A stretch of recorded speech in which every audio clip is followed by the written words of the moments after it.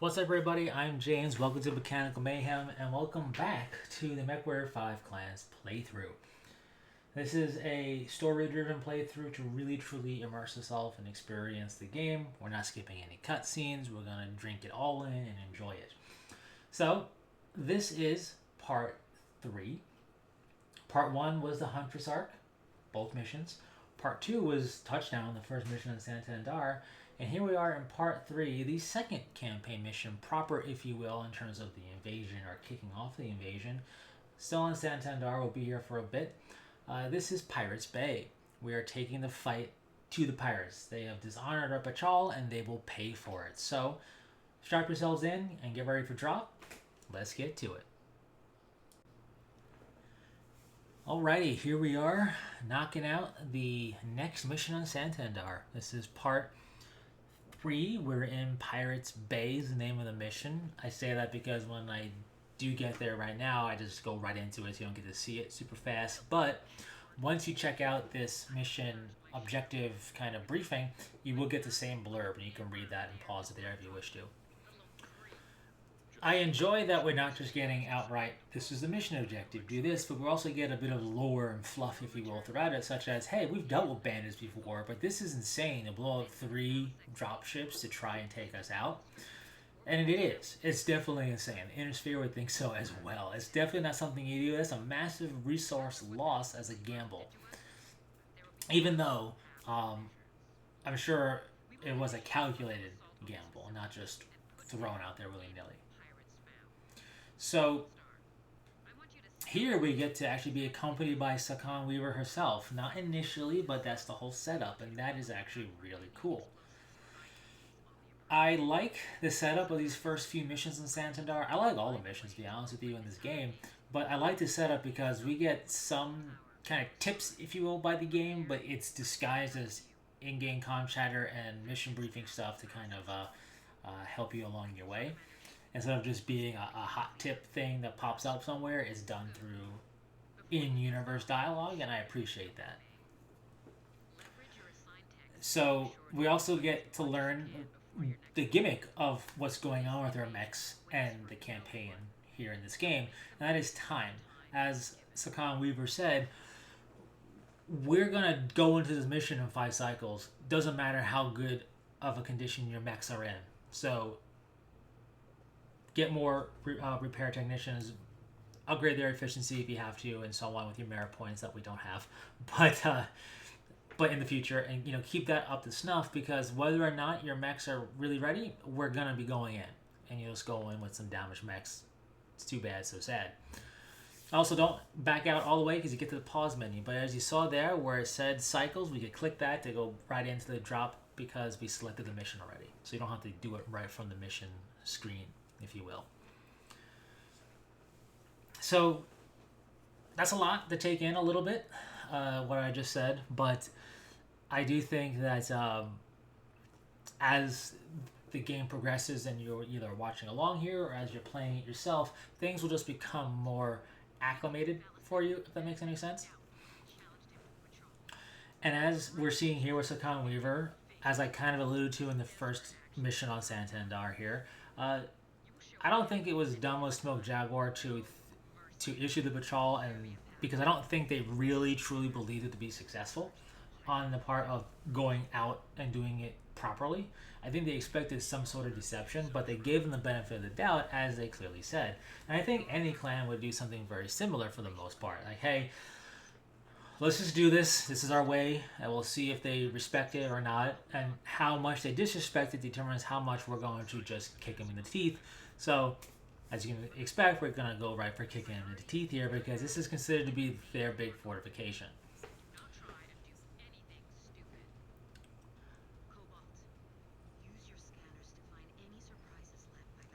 This is what I'm talking about in regards to being like a in-universe dialogue for a hot tip tutorial thing. It's like, hey, use your scanners. Don't forget about your scanners, and don't forget to issue orders to your star mates while you're scanning if there's enemies around. Like, it's just stuff like that done in a typical comm chatter way that works out well. So I'm utilizing a different configuration of Viper, and Ezra's using a different configuration of our Cheetah. Ezra's going to have a bunch of lasers. I have a PPC. and some other support weaponry. PBCs are my favorite weapons in BattleTech, so definitely like using those things.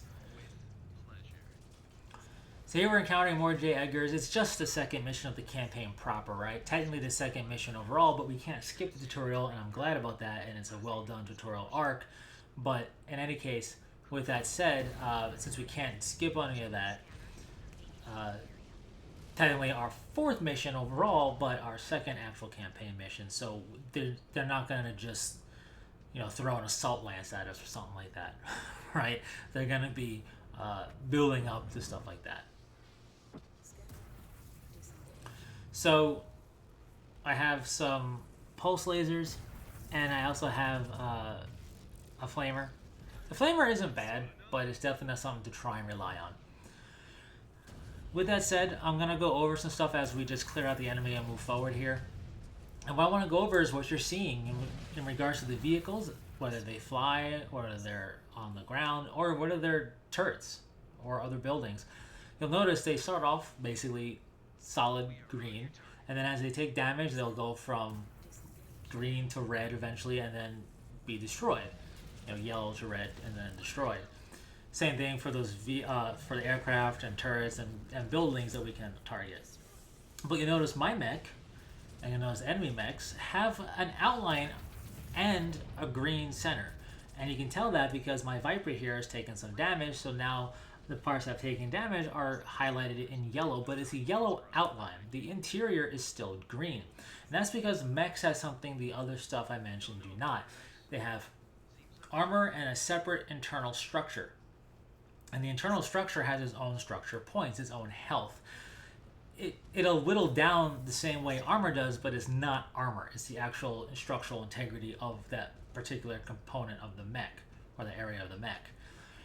This makes mechs exceptionally tanky even on the lightest of weight classes, because you first have to burn through that armor and get an armor breach. You'll know you'll have that when that outline disappears. And if you remember the first mission on Santander, the prior episode, towards the end of it, my Viper had an arm that had no outline. Its armor was breached, and in fact, the medium hand was destroyed. You notice it got kind of hash marked out, or not hash marked, but I can't remember the name of it. But it got basically grayed out, for lack of a better term, because it was destroyed, because that internal structure was taking damage. So when it comes to mechs, you first have to breach the armor for the particular location, then you can start dealing real serious damage. When you start damaging the internal structure, that's considered critical damage. Once the internal structure is destroyed, the entire component location is destroyed, or mech, the kind of leg, arm, whatever the case is destroyed once you destroy the internal structure, is what I'm saying. A couple of things of note for this. The mech is broken up into different sections, so once you destroy the internal structure of that section is destroyed. Those sections are left and right leg, left and right arms, left and right torso, the center torso, and the cockpit, just referred to as the head. So each has their own armor value and structural value, and therefore each can take a different amount of damage, and you can use that to your advantage trying to keep your mech having its healthiest part facing the enemy, or at least when they're trying to shoot back at you, right? In any case, with that said, just because you lose your armor, your mech isn't destroyed. So how do we destroy a mech? Well, there are several different ways. Any cockpit destruction, of course, will basically destroy the mech, because the cockpit's destroyed, the pilot is no longer with us, and, well, the mech doesn't do anything. The second way to destroy the mech, as we're going to do here on this urban mech, is to take out the center torso. When the center torso is destroyed, the fusion engine is no longer functional. Nothing has power. The mech basically crumples, because that's the central support, and the mech is destroyed. There is a third way to destroy the mech, and that's what we're doing here on this Panther. You notice we destroyed both the legs on that Panther. If you leg a mech twice, destroy each leg, that mech is destroyed. Because, well, it can't stand up anymore, it's just on the ground, it's out of combat. Now, there is a fourth way to destroy a mech, and it's kind of rare, And I say kind of because you're not trying to do this, it just sort of happens. That is, if you destroy all of the weapon systems on the mech. If a mech has no way to fight back, at least for the AI, it will eject and or bail out, whatever the case is. Basically, the mech just is destroyed at that point. It ceases to be a fighting unit. The pilot has bailed out, ejected, whichever, and that's that. So those are 4 different ways to take out a mech, and as you just saw, there's a Union dropship just lifted off as we approach. That's a 4th Union dropship of the pirates, so that's pretty impressive. In any case, while it is a lot of different ways to destroy a mech, it also makes it so they're quite tanky, because if you take damage in the arm, it's not going to destroy the mech. So obviously we're trying to aim for the center torso or a leg or whatever the case is, but they're moving, you're moving, you take a hit, whatever the case is, and your shots hit the mech but not exactly where you want it, so now you're doing damage across the mech instead of in a specific location, and so on and so forth. It leads to a pretty gritty, tanky feel for these mechs, and I really like that feel. Important note, as you just saw in this urban mech, kind of at least in the display, because he was bathed in flame, if you destroy a left torso or a right torso, the associated arm, if it was healthy, is also destroyed, because, well, that section has given the arm power and coolant and ammo, whatever, has been destroyed, so that arm can no longer function. Just because the arm was never touched doesn't mean you can use it if all the means to give it power and stuff was just massacred, right? So that's also important. If you can't take out a CT, the next best thing on a lot of mechs that people like to do is to try and take out the left and right center torso, because you also take out the arm and you really cripple the mech's ability to fight back, because you probably took out a decent amount of war gear. So once we cleared out the kind of initial setup of forces here, we gotta figure out a way to get those doors open for Scum Weaver and her bodyguard.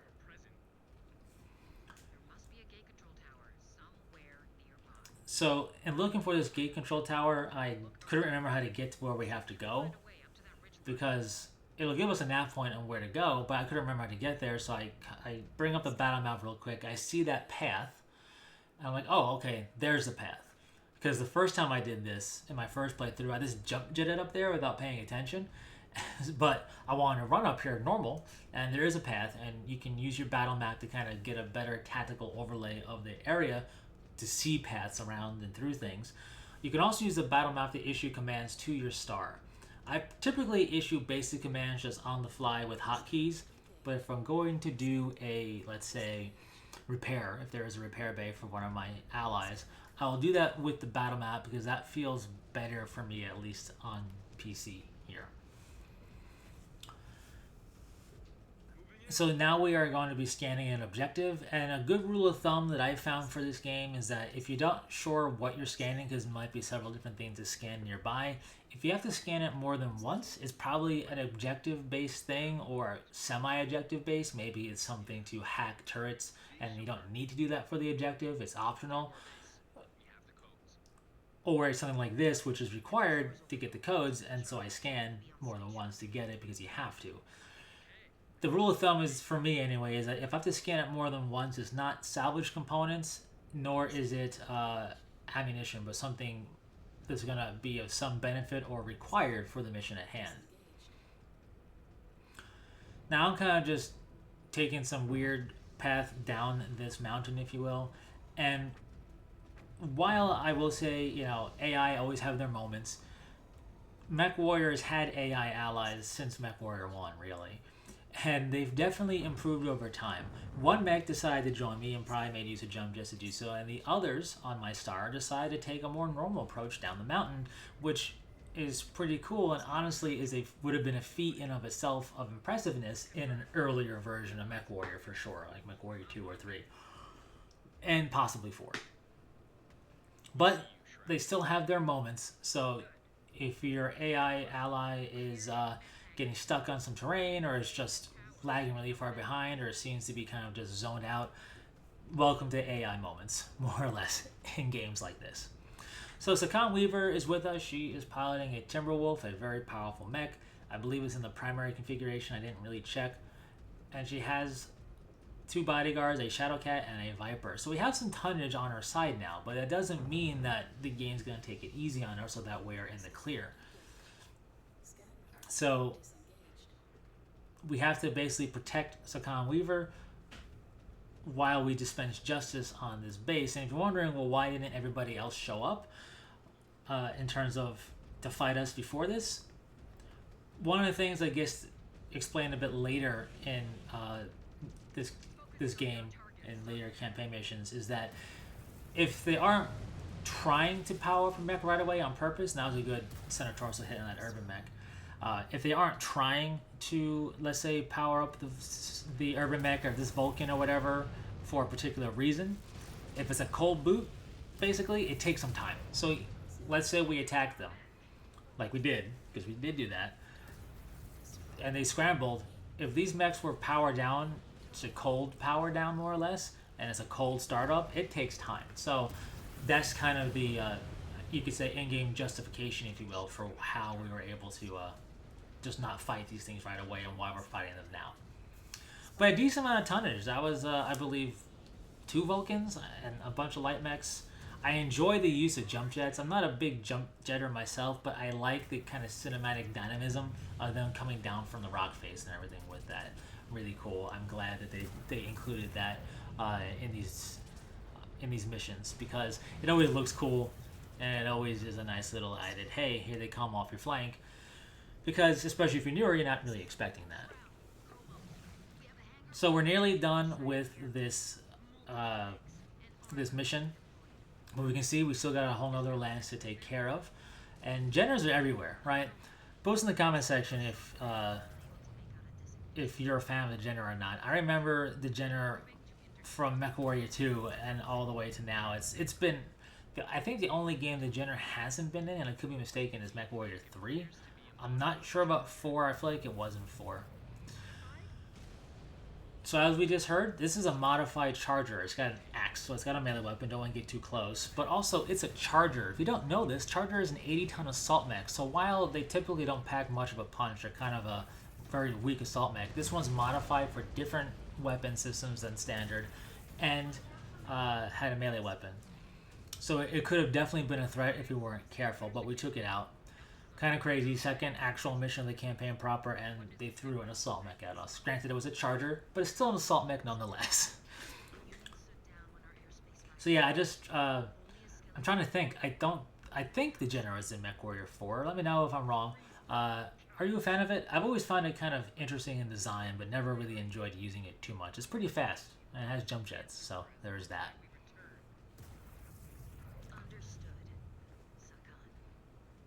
And that's our mission. So, mission well done. That fortification was pretty sparse, right? My guess is, based on everything that's going on, we get a little outro blurb there. My guess is that they accepted the patrol. Probably haven't been able to scan our fleet, realizing they don't have the means to stop us. And so these pirates probably accepted the patrol as a way to delay us getting to that fortification so they could abandon it and reposition things. That's what I'm guessing. Anyways, I'm not messing too much with components. I will eventually specifically pick more components over some others for research. I want a status report on what the hell happened here. Now! Yes, Sakan. After securing the killer's base, we discovered that Valasek and his band of freeborn rats opted to rig numerous explosive devices and flee into Santander's wilds rather than face us in battle. Do we have any leads on where Valasek is hiding? We do. Although it will be impossible for the 362nd to follow every lead at once. Assign the most promising leads to each of your unit commanders. Cast as wide a net as possible. Every hour this Valasek denies us our conquest, it risks giving our rival clans a head start in our race toward Terra.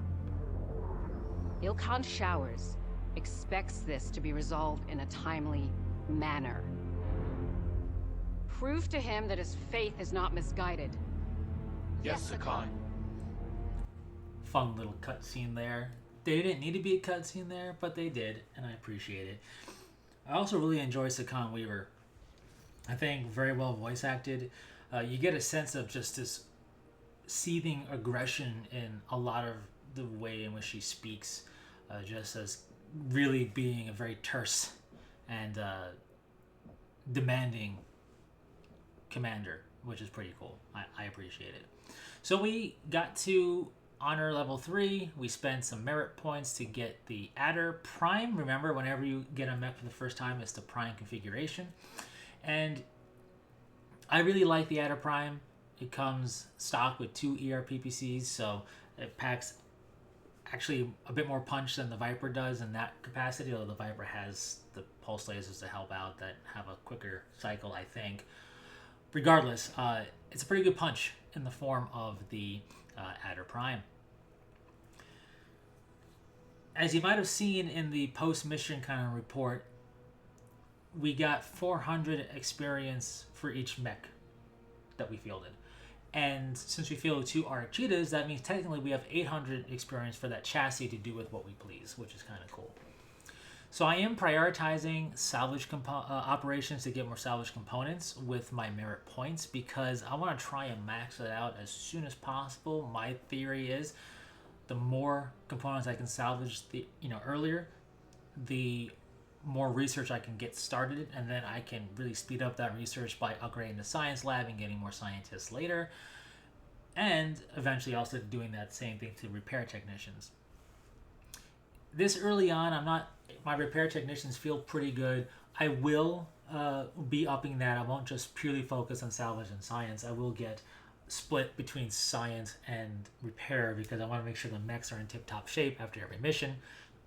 As Sakan Weaver said in the beginning of that mission, in terms of the mission briefing actually, the invasion waits for no one. So whatever repairing can get done on those 5 cycles is all you're going to have the ability to do. You can't delay the next mission until you're fully repaired. So if you're not fully repaired, you got to go in damaged. And that's just the way of it. So too bad, so sad, get good, I guess is the answer to that. So we want to make sure we don't fall into that situation. Just as a random FYI.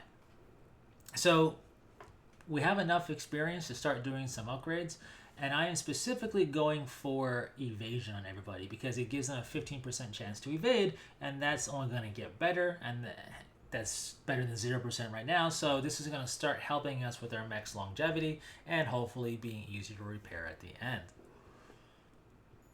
I'll take whatever I can get to keep my mechs in the fight longer, as it were.